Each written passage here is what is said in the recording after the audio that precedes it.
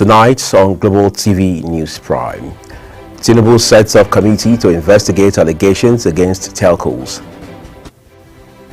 In business, FCT administration approves 36.5 billion naira for project execution. On the foreign scene, Venezuela slams US over seizure of government plane. In sports tonight, Nigeria Cricket Federation sets to host 6th edition of Under-17 Championship. Hello and a very warm welcome to all our viewers in Nigeria and around the world to News Prime on Global Television, coming to you live from the nation's capital, Abuja. I am Uyi Agumofwegbe, reminding all of our viewers that you can find Global Television on DSTV channel 365, free to air on Nightcomsat.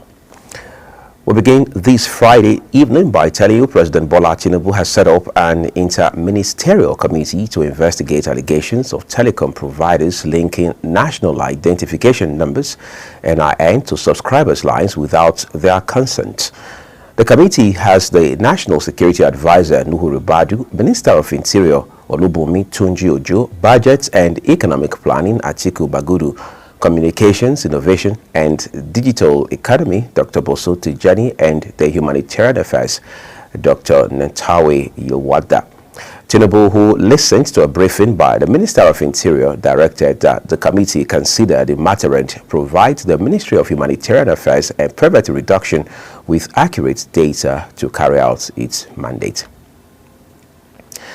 In another development, President Bola Tinubu has approved the appointment of Dr. Chioma Awuzie as the substantive rector of the Federal Polytechnic, Oko, Anambra State. A statement signed by the Permanent Secretary of the Ministry of Education, Dr. Nasir Sani Gwazo, confirmed that Awuzie's appointment takes effect immediately for a 5-year term. The statement noted that her selection followed a competitive process conducted by the institution's governing council, chaired by Senator Dr. Barnabas Gimade, where she emerged as the top candidate. And now time to turn to Nigeria's southeast, where Governor Hope Uzodinma of Imo State has named a newly reconstructed road after the national chairman of the All Progressives Congress APC, Dr. Abdullahi Ganduje. The announcement was made during the commissioning of the road, now officially called Abdullahi Ganduje Drive, alongside the inauguration of the Ngbidi Oguta Road. Our correspondent, Marachi Ibe, was at the event and now reports. It was a moment of recognition and appreciation as Governor Hope Uzodinma named the newly reconstructed DSS road in honor of the APC National Chairman, Dr. Abdullahi Ganduje. The governor described the gesture as a tribute to Ganduje's leadership and his contributions to the growth of the ruling party. I'm very proud to report to you that Imo State, under the leadership of APC, will continue to be a model of good governance through the provision of critical infrastructure and human capital development. This road we are commissioning today is part of that commitment. We will not relent until we have taken our dear state to our dream destination.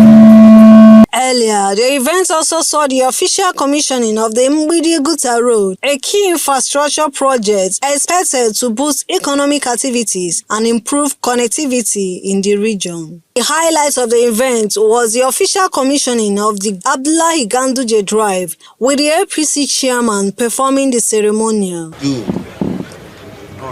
this road. Thank you.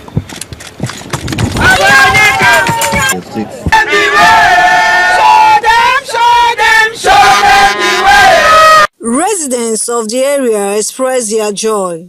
The governor has tried, he really tried for opening this road once more, and now it's the best of all since this road was opened.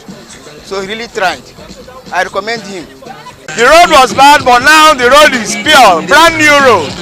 You cannot go here, you can't pass through here 2-3 years back. But now it's a brand new road, and it's a road that leads to Onitsha Road, road that leads to also Akwakuma, Amakaya to Ashi. So it's a wonderful thing that our governor have done for us here. And we are happy that this road, and it's a linkage road that are going to ease many traffic and control, and also the people of Onitsha Road, yes. With the commissioning of Mbidi Uguta Road and the Ganduje Drive in Owerri, residents are now happy that they can move freely to wherever they are going to within the town. The state government has also stated that over 120 roads has been constructed and more are yet to be constructed. From Atlai Ganduje Drive, Amarachi Ibe, reporting for Global. Amarachi Ibe tonight from the capital city of Imo State, Owerri, are reporting for us. We appreciate your reporting. The Nigerian Senate is set to investigate allegations made by the head of state of Niger Republic, Brigadier General Abdurrahman Chani, accusing Nigeria of colluding with France to destabilize the country through a new militia group identified as Lakurawa. The Senate Committees on National Security and Foreign Affairs have been directed to investigate the matter and report their findings. Ramsid Agbo takes it from here. The resolution stemmed from emotion moved on the floor of the upper legislative chamber by the Bauchi South Senator Umar Shehu at the plenary session. Senator Shehu Bubar voiced significant concern over allegations from Niger Republic's head of state, Brigadier General Abdurrahman Chiani, accusing Nigeria of colluding with France to destabilize Niger using a new militia group called Lakurawa. As a result, the lawmakers seek Senate intervention to recommend diplomatic and security measures aimed at restoring and strengthening the historic ties between Nigeria and Niger. Brigadier General Chani also alleged plans to establish a base for Lakurawa in a forest near Gaba, Sokoto State, with operational reach extending to Sokoto, Zamfara, and Kebbi State. Additionally, he claimed that foreign military bases in Nigeria are being used to target Niger's oil pipelines and create security threat. The Senate decided to halt an open debate on the allegations due to the sensitivity of the matter, but directed its committees on national security and foreign affairs to investigate further and report their findings.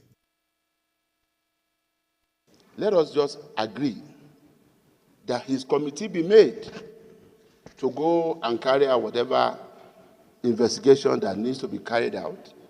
And the committee will present a report to us in an executive session to be discussed further by the committee of the whole. I agree that on account of diplomatic relations and national security, we should refer the issues to the appropriate committees. But I suggest that it should be a joint committee. The Committee on Foreign Relations is also very important. The motion is now referred to the Committee on Intelligence and National Security, jointly with the Committee on Foreign Affairs, to report back to this August Senate, to report back within 4 weeks. As the Senate anticipates feedback from its joint committee, it resolved to debate the outcomes in the executive session. Ramsey Agbo reporting for Global Television. Well, thank you, Ramsey. The House of Representatives Committee on the Review of the 1999 Constitution has proposed the creation of 31 additional states in the country. The proposal for new states was contained in a letter read during plenary session by Deputy Speaker Benjamin Kalu, who presided over the session in the absence of the Speaker Tajuddin Abbas. Ogochukwu Mobuno completes the story.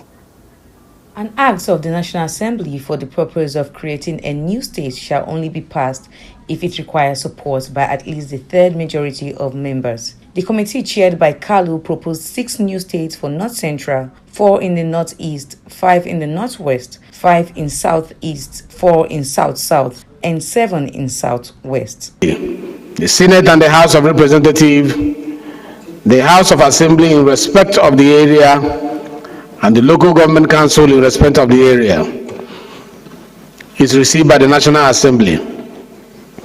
Local government advocates for the creation of additional local government area are only reminded that Section 8 of the Constitution of the Federal Republic of Nigeria, as amended, applies to this process. Specifically, in the accordance with Section 8.3 of the Constitution, the outcome of the votes of the state houses of assembly, and the referendum must be forwarded to the National Assembly for further legislative action. The proposal, if scaled through, Nigerian states will be made up of 67 subnational governments, as the country's current states stand at 36, including the Federal Capital Territory. Ogochukwu Mobno reporting for Global Television News. The Independent National Electoral Commission, INEC, has attributed the delay in conducting by-elections across the country, including the one to replace the late Senator Ifeanyi Ubah, to financial constraints. It was reported that since June 2023, 23 vacancies have emerged in various constituencies due to the deaths or resignations of lawmakers who assumed executive positions at federal, state, and local government levels. The fight against female genital mutilation took center stage in Imo State capital as wife of the governor, Barrister Chioma Uzodimma, in partnership with the United Nations Children's Fund, UNICEF, marked their International Day of Zero Tolerance for the practice. This year's theme, Step Up the Pace, Strengthening Alliances and Building Movements to End FGM, underscores the need for collective efforts in eradicating the phenomenon. Our correspondent, Amarachi Ibe, tells us more. The event brought together key stakeholders, including APC National Chairman Dr. Abdullahi Ganduje, Minister of Women Affairs Iman Suleiman Ibrahim, UNICEF representative Ibrahim Sise, and Imo State Governor Senator Hope Uzodimma. In his address, the APC National Chairman Dr. Abdullahi Ganduje condemned FGM as a harmful and outdated tradition. He emphasized that the APC-led government remain committed to protecting the rights and dignity of women and girls. Also, Your Excellency, there may be a need for the employment of social researchers who will provide information, who will provide data, who will assess the achievements, the progress of this campaign, who will even identify some communities that have positively responded and some communities that are still maintaining the culture. So at appropriate time, the government can appreciate such societies and also can condemn other actions. Minister of Women Affairs Iman Suleiman Ibrahim reaffirms the federal government's dedication to ending FGM through stronger policy, awarenesses, campaigns and collaborations with local communities. The Federal Ministry of Women Affairs, as part of its ongoing efforts and as co-chair to the National Technical Committee on the Elimination of the FGM, is actively supporting the implementation of the national policy and plan of action for the FGM elimination in collaboration with the Federal Ministry of Health, the subnational government, the UNFPA, UNICEF, and other critical stakeholders. And we are taking decisive action. Speaking on behalf of UNICEF, Ibrahim Sise highlighted the organization's ongoing efforts in combating FGM through education and grassroots advocacy. He called for sustained investments in community engagement to drive lasting change. We've co-led the largest global platform on the elimination of FGM, aligning with the vision of 2030 Agenda for Sustainable Development Goals. In Nigeria, the UN Joint Program was initiated in 2014 in high prevalence states. And unfortunately, the significant changes that we've seen have not really occurred in Imo State, so we really need to really put all hands on deck and increase our efforts in ending FGM in Imo State. Governor Hope Uzodimma pledged his administration's continued commitment to enforcing laws against FGM and supporting initiatives aimed at eliminating the practice in Imo State. I call for immediate domestication of this campaign. Not only to domesticate it, to also decentralize it up to the rural communities. And for our rural leaders, town union organizations, traditional rulers to take ownership of this campaign. And if this is done, you will not believe what we have done to mankind. Leading the charge, Barrister Chioma Uzodimma appealed to parents and community leaders to abandon FGM and adopt safer modern child protection measures. She emphasized the importance of strengthening alliance to accelerate progress. In Imo State, We are expanding educational programs that 1. Provide comprehensive sexuality education, 2. Offer counseling and support for at-risk girls, create mentorship programs connecting survivors with young girls, and develop economic skill building workshops. Our healthcare professionals are also essential partners in this journey. The event also featured advocacy session, stakeholders discussion, and strategic planning on the way forward in eliminating FGM in Imo State and beyond. In Owerri, Amarachi Ibe, reporting for Global TV News. Again, we say thank you tonight, Amarachi Ibe. Let's look at other stories for you. The Nigeria Police Force has apprehended 82 suspects in the month of January 2025 for various financial and cyber-related crimes, including internet fraud, romance scams, identity theft, cryptocurrency fraud, transactional fraud, and several cyber offenses. Through its National Cybercrime Center. Parading 9 suspects in Abuja, the Force Public Relations Officer Olumuyiwa Adejobi says the police have successfully apprehended 32 suspects across the nation in a significant crackdown on cyber-related crimes. Our crime correspondent Kikelamo Okere completes the story. The Nigerian Police Force paraded some suspects linked to several fraud schemes that has defrauded individuals and organizations within and outside the country. Among these cases is the arrest of 2 individuals, Seidu Adams Usman and Yusuf Umar, in connection with the creation and distribution of compromised financial accounts used to facilitate fraudulent transactions amounting to over 400 million naira. Saidu Adamu Usman, male, and Yusuf Umar, male. Are they here? IPO?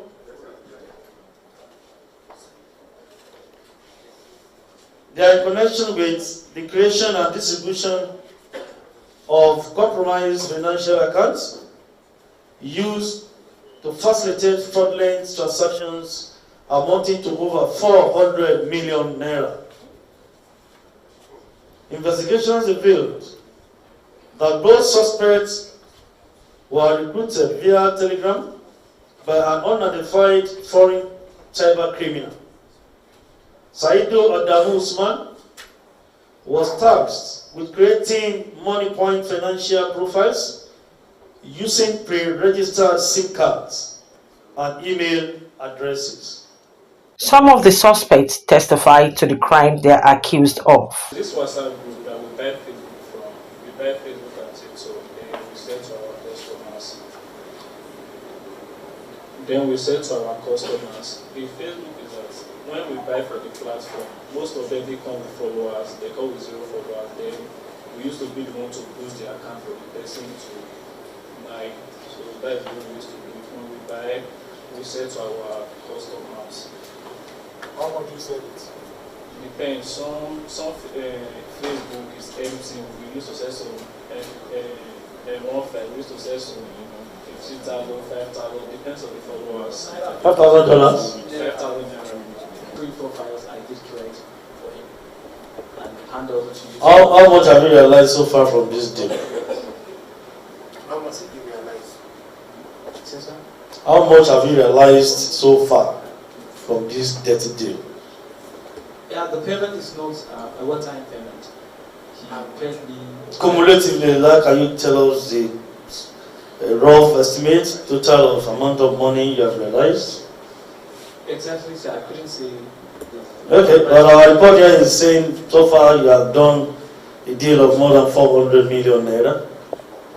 Yes, just when I handled my account. So you are a millionaire now.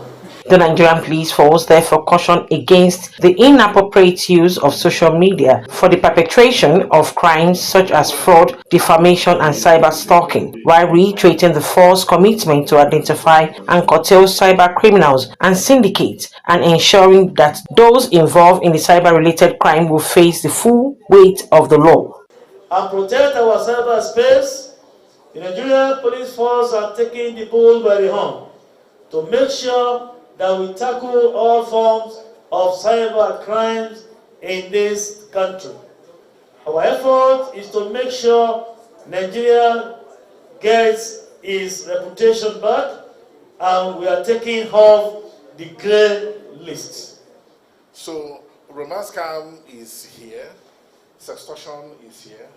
They are targeting females that are, sextortion are targeting females that are below 17 years, while romance scam targets the females that are between 25 and up to 90 years old. You can imagine. Members of the public are advised to exercise extreme caution when engaging in online transactions and ensure adequate verification of legitimacy of operators before concluding large financial dealings. Kike Lomo Okeri, Global Television News.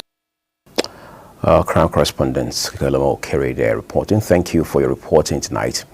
You're watching the live broadcast of News Prime on Global Television, coming to you from Nigeria's capital, Abuja. When the rest of the news returns tonight, federal workers sue President Trump administration over a plan to shut down United States Agency for International Development, he said.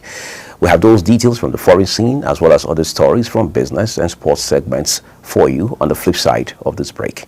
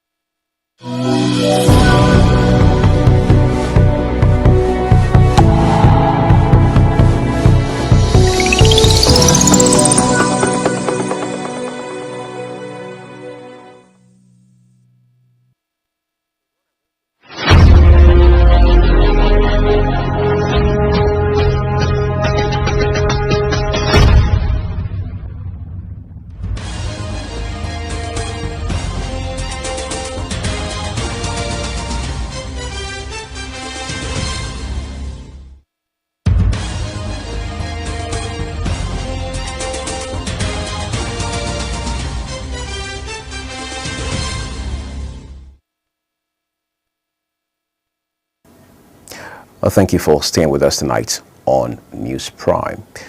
Let's turn to the foreign scene now, where federal workers associations in the United States have tasked the Federal High Court in Washington to stop Donald Trump administration from shutting down the United States Agency for International Development.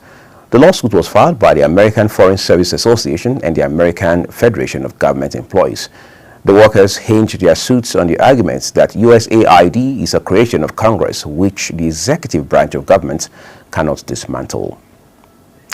Let's turn away from all of those now and bring you some excitement from the world of sports. The Nigeria Cricket Federation is set to host the 6th edition of the National Under-17 Cricket Championship for boys and girls with qualification series across the 6 geopolitical zones in the country. Over the years, the competition has grown to become the biggest age-grade tournament in Nigeria and West Africa, providing the right pathway for the next generation of superstars to wear the prestigious green and yellow kits of Nigeria. Prestigious indeed for those who will lead the game in the near future. And that's all we have for you tonight on News Prime here on Global Television. We'd like to remind all of our viewers that you can find us across social media platforms using @GlobalTV-NG, as well as finding us on DSTV channel 365, Star Times 276, and free to air on Nigecomsat. On behalf of our team on the ground here in Abuja, Nigeria's capital, who have made these news broadcasts possible, I am Uyi Agmofwebe saying we're grateful for your time with us. Have a big weekend ahead of you.